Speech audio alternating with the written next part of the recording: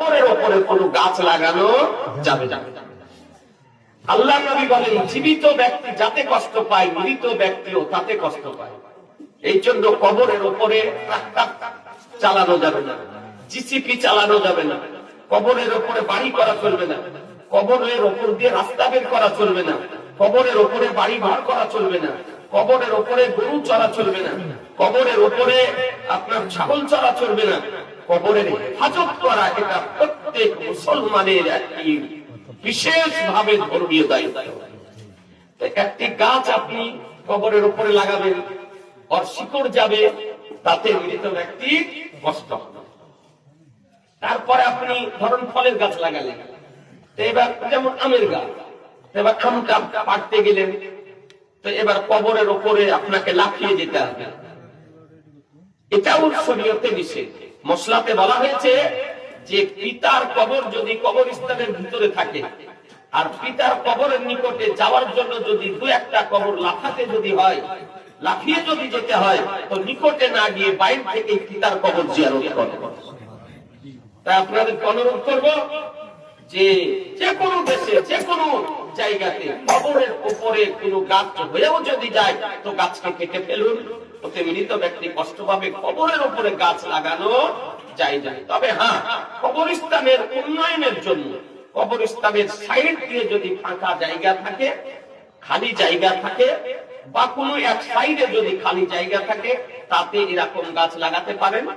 সে ফাঁকা জায়গাতে লাগানো যায়, যে ওই গাছগুলো পরবর্তীতে কয়েক বছর পর বিক্রি করে দিয়ে কবরস্থানের উন্নয়নমূলক কাজ করা হবে।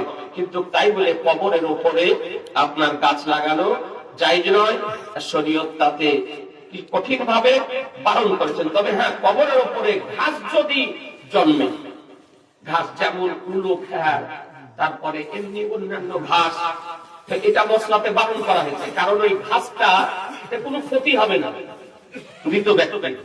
ওই ঘাসটা কবরের উপরে যতক্ষণ পর্যন্ত জীবিত থাকবে, হারা থাকবে, ততক্ষণ পর্যন্ত আল্লাহ তাসবিহ তাহলিল করবে, তাতে কবরবাসীর উপকার হবে। কিন্তু কোন গাছ কবরে হতে দেবেন না, এটা হলো শরীয়তের মসলা। আল্লাহ তাআলা যেন আমাদেরকে শরীয়তের মসলার উপরে। অনেক কবরে দেখা যায় যে বাঁশ দিয়ে কবর দেয়, হ্যাঁ, বাঁশ যদি সে জন্মদাতা জন্মলে, সে বাঁশটা কি করবে? বাঁশটাকে কেটে দিতে হবে। যদি কোন কবরের উপরে বাঁশ যদি হয়, তো বাঁশটাকে যখনই দেখবেন যে হচ্ছে, ওটাকে কেটে দিতে হবে। কথা বোঝা গেল? ব্রাদারান ইসলাম, ওতে মৃত ব্যক্তি কষ্ট হয়। এই জন্য আপনারা আমরা মৃত ব্যক্তিকে গরম পানিতে গোসল দেন। কতটা পরিমাণে গরম করবেন পানি, এটা জানেন কি মশলা? কেমন করে গরম করে আপনাদের দেশে? অনেক দেশে আপনার দেখছি যে পানি গরম করে 2.5 নুরে দিয়ে দেয়।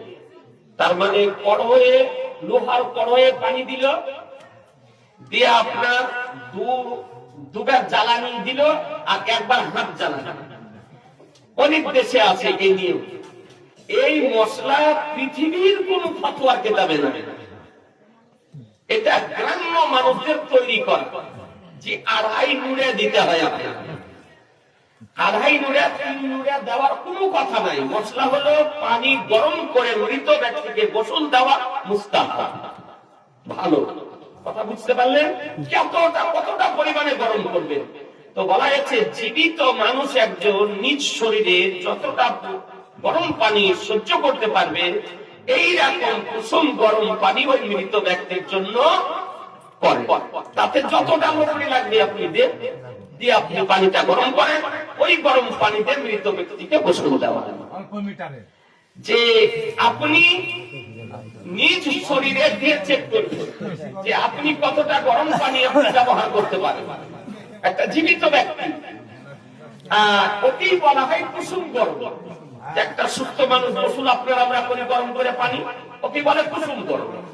তো ওই রকম গরম পানি আপনাকে করতে হবে। এখন ওই রকম গরম পানি করতে গিয়ে যতটা আপনাকে লকড়ি ব্যবহার করতে হবে। তো লোহার কড়াই 2.5 নুরে দিলে লোহার কড়াইটাই গরম হলো না, গরম হতো কত বলছেন গরম পানি। কোনদিন চেক করে দেখেছেন যে পানিটা গরম হলো? কাঁচা পানি থাকবে, ঠান্ডা পানি থাকবে,